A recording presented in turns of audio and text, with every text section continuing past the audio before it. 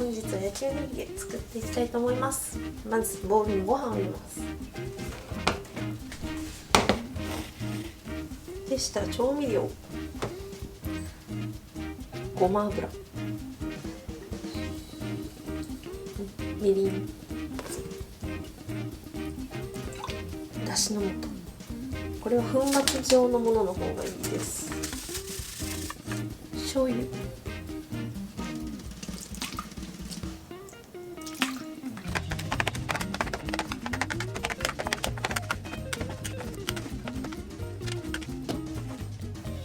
均一になるように混ぜます。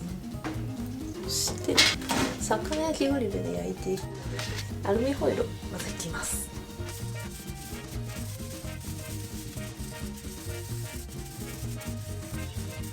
握って置いていきます。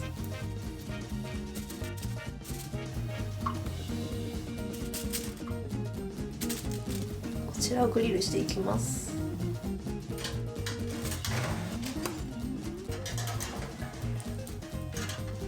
はい、いい感じに焦げ目がついたのでひっくり返していきます。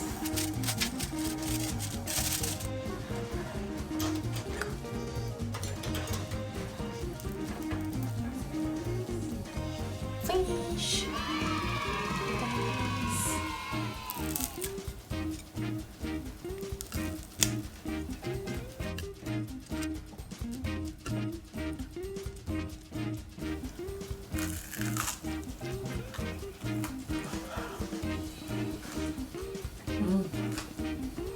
The outside is really crispy, but inside is soft.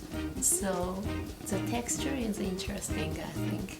If you want stronger taste, you can coat outside of this with soy sauce,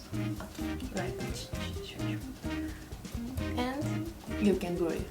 Just simple rice bowl is so famous, but this is also different type rice bowls. If you are interested in this, let's try this one. Thank you for watching. If you like it, subscribe my channel please. Thank you.